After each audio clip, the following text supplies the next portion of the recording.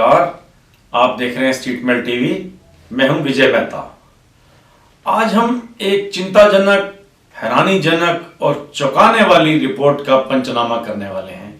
यह रिपोर्ट आपकी और हमारी जिंदगी से जुड़ी हुई रिपोर्ट है, लेकिन इस खबर का पंचनामा करने से पहले हमारा आपसे आग्रह है कि यदि अभी तक आपने स्ट्रीट मेल टीवी को सब्सक्राइब नहीं किया है तो प्लीज यूट्यूब पर जाकर स्ट्रीट मेल टीवी को सब्सक्राइब कर लें और फेसबुक पेज पर जाकर स्ट्रीट मेल पेज को लाइक और शेयर करें, ताकि आपको हमारे सभी नोटिफिकेशन और सभी न्यूज समय समय पर आपको टाइम से मिलती रहें और आप दीन दुनिया से जुड़े रहें।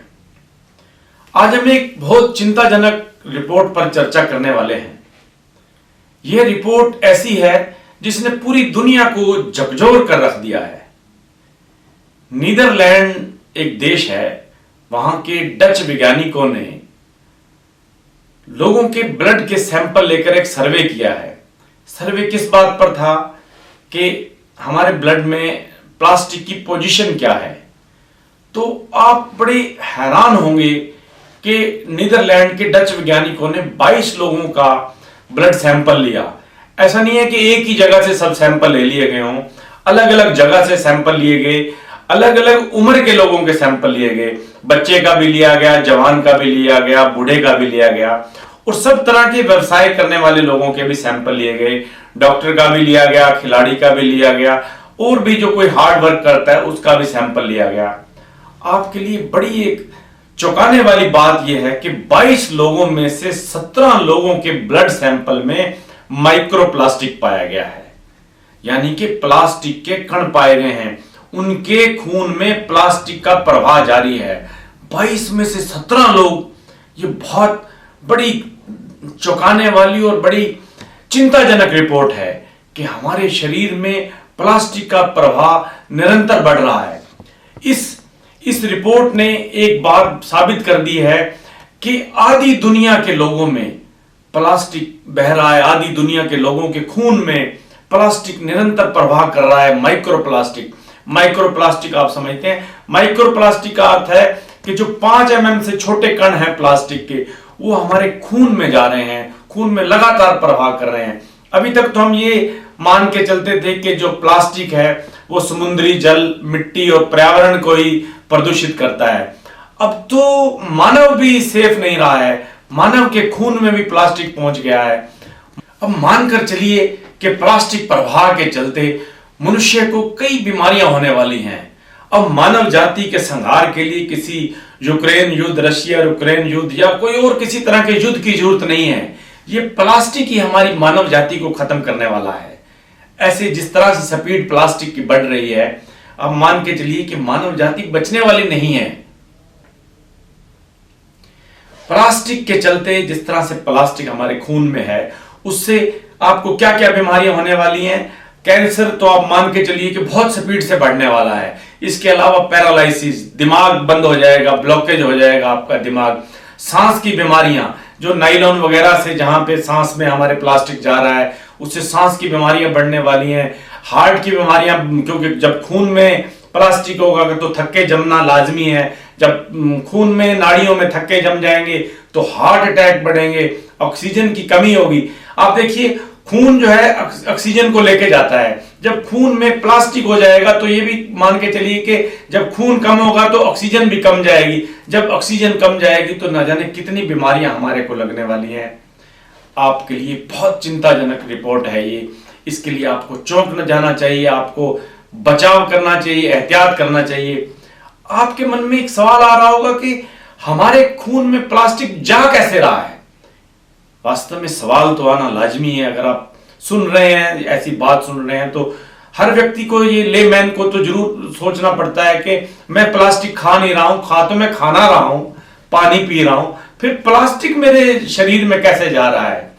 जैसे ही बच्चा पैदा होता है, आपने देखा होगा कि जो माएं हैं वो अपने बच्चे को प्लास्टिक की बोतल में दूध पिलाना शुरू कर देती हैं।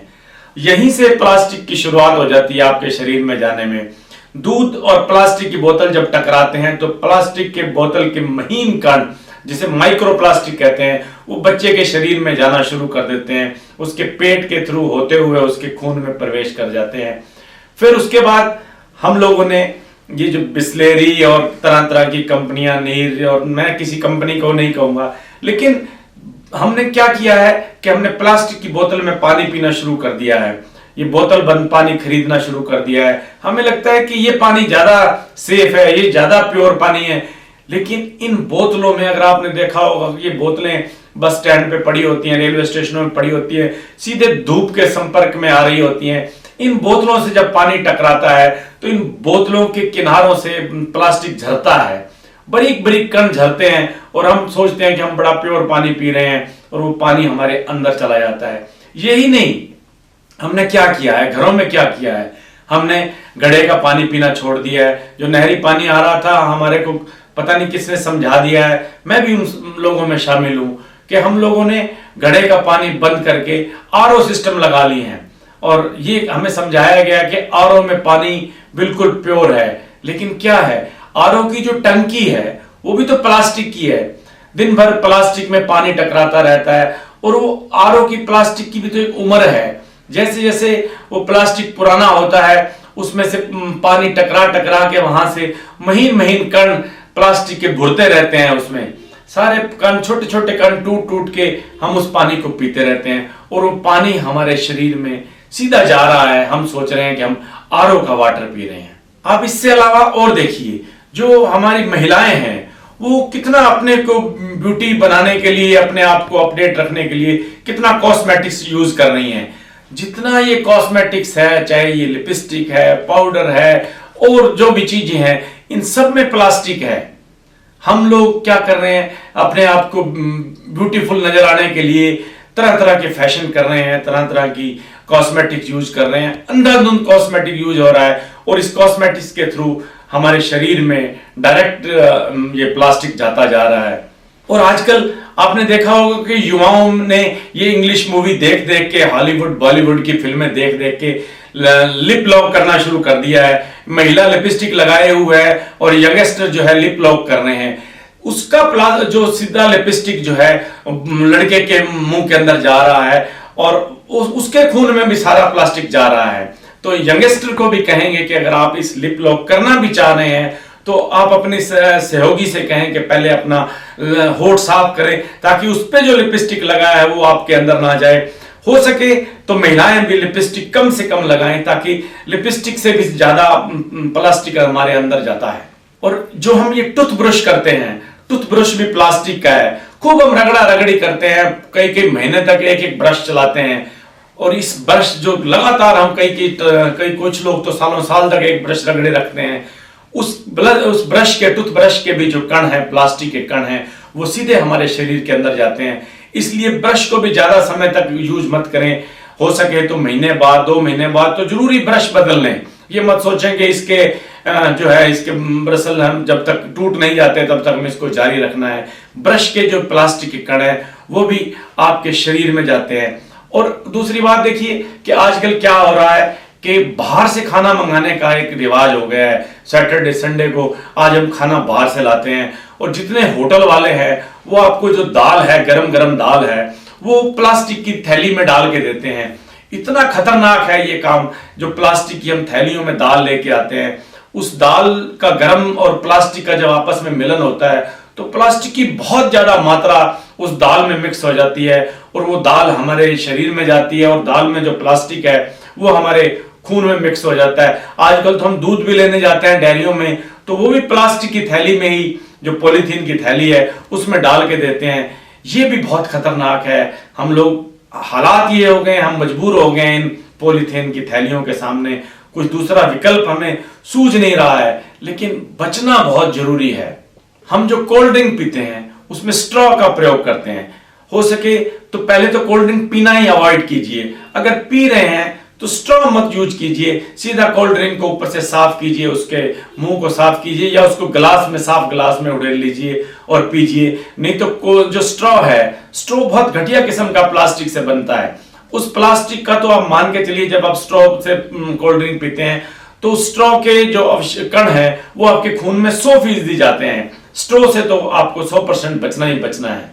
हम प्लास्टिक के कप, प्लेट, चाकू, ना जाने कितना कुछ सामान है हम जो यूज कर रहे हैं, जो प्लास्टिक का जिनका खत्म नहीं होता है। ये प्लास्टिक सालों साल तक, ये जो हम कप प्लेट फेंक देते हैं यूज करके, सालों साल तक जमीन में पड़े रहते हैं, लेकिन ये खत्म नहीं होते हैं। और फिर देखिए, हमें बहुत सारे मार्केट में ऐसे प्रोडक्ट आए हुए हैं प्लास्टिक के, वो कहते हैं कि माइक्रोवेव सेफ है, माइक्रोवेव सेफ है, लेकिन ऐसा कोई प्लास्टिक नहीं है जो माइक्रोवेव सेफ आ रहा हो। सब लोग कंपनियां कह रही हैं। आप मान के चलिए, अगर आप किसी प्लास्टिक के बर्तन में माइक्रोवेव में सब्जी गर्म कर रहे हैं या कोई दूध गर्म कर रहे हैं, कोई भी ऐसी चीज गर्म कर रहे हैं, तो वो बिल्कुल सेफ नहीं है। 100% जब उसको हीट लगेगी तो प्लास्टिक के कण आपकी सब्जी में जाएंगे ही जाएंगे। ऐसा नहीं हो सकता कि आपको प्लास्टिक आप ना खाएं। हमारे शरीर में ये माइक्रो प्लास्टिक जा रहा है। माइक्रो प्लास्टिक मैंने आपको बताया कि ये बड़े महीन कण हैं, 5 mm से भी छोटे कण हैं। ये हमारे शरीर को लगातार नुकसान पहुंचा रहे हैं। और सबसे ज्यादा नुकसान तो ये जो पॉलीथीन का बैग जो आया है ना, जो थैलियां आई हैं, इन्होंने सबसे ज्यादा बेड़ा गर्क किया है हमारा। ये ना जाने कहां से ये प्रोडक्ट पैदा हुआ है और अब हमारी ये जिंदगी का हिस्सा बन गया है। हमें कुछ भी लेना है, थोड़ी सी भी चीज लेनी है, दुकानदार हमें कोई लिफाफा देता है ना हम कोई चीज लेते हैं। हमें भी बड़ा इजीली फील होता है कि भाई हाथ में लिया थैला और उठा के ले आए, 1 किलो सब्जी लानी है तो भी हम उसी प्लास्टिक की थैली में लेकर आते हैं। लेकिन इसने जितना पर्यावरण को नुकसान पहुंचाया है, इससे ज्यादा किसी ने भी नुकसान नहीं पहुंचाया है। पॉली बैग तो जमीन को भी बंजर कर रहे हैं। 400-400 साल तक ऐसा प्लास्टिक आया हुआ है जो खत्म नहीं होता है, जमीन पे पड़ा रहता है और जमीन बंजर हो जाती है। समुद्र में भी देखिए लाखों टन जो है कचरा, प्लास्टिक कचरा जो है जा रहा है। समुद्री जीव उसे खा रहे हैं, या तो समुद्री जीव उसको खा के मर जाते हैं और हम लोग भी वहां से मछलियां पकड़ पकड़ के लाते हैं और वही मछलियां हम खाते हैं। जो मछली जिसने प्लास्टिक खाया है वो मछली हम खा रहे हैं, इनडायरेक्टली फिर हम प्लास्टिक खा रहे हैं और वो प्लास्टिक हमारे ब्लड में जा रहा है और फिर बीमार होते जा रहे हैं। आपने बाजार में देखा होगा, घरों में देखा होगा, मोहल्लों में देखा होगा, जो महिलाएं हैं, घर का कचरा है, कोई सब्जी है, छिलका है, वो उसमें किसी पॉलीथीन बैग में डालती हैं और वो फेंक देती हैं सड़क पर। और वो जो बेसहारा पशु, आवारा पशु, गोवंश घूम रहा है, वो उसको खाता है। जैसे ही वो विद लिफाफा खा जाता है, वो पूरा उसको लगता है कि अंदर गुठलियां हैं, अंदर छिलके हैं, सब्जी है, वो लिफाफे में उससे लिफाफा खोलने की तो कोई तकलीफ उसके पास है नहीं, वो पूरा का पूरा लिफाफा ही चट कर जाता है। जब उसके पेट में वो लिफाफा जाता है तो उसके पास भी मरने के अलावा कोई चारा नहीं है। कुछ दिनों बाद देखते हैं या तो वो पशु बीमार हो जाता है या उसकी मौत हो जाती है। अब सवाल ये आपके मन में आ रहा होगा कि सरकार क्या कर रही है। सरकार ने 2019 में इस प्लास्टिक की, पॉलीथीन की जो थैली है, इस पर बैन लगा दिया था।